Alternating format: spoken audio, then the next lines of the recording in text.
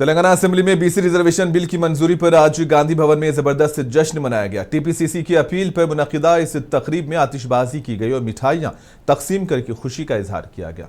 इस मौके पर टीपीसीसी नायब सदर संगी शेट्टी जगदीश राव और महिला कांग्रेस सदर स्नेहा राव की क़ियादत में प्रोग्राम रखा गया था। कांग्रेस कारकुनों ने बीसी तबकात के लिए 42% रिजर्वेशन की मंजूरी को तारीखी कदम करार दिया। जगदीश राव ने कहा कि इस कामयाबी पर AICC सदर मल्लिकार्जुन खड़गे और राहुल गांधी की खिदमत को याद किया जाना चाहिए। इन्होंने वजीर आला रेवंत रेड्डी, डिप्टी सीएम भट्टी विक्रमार्का, टीपीसीसी सदर महेश कुमार गौड़, AICC इंचार्ज मीनाक्षी नटराजन और रियासती वज़रा का भी शुक्रिया अदा किया।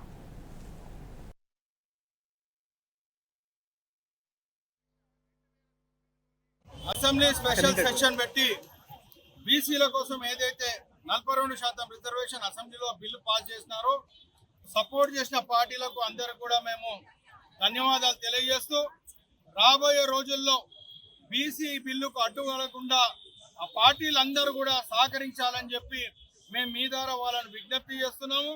ఈరోజు చరిత్ర దగ్గర విషయం, చరిత్రలో నిలిచిపోయే దినం ఈరోజు।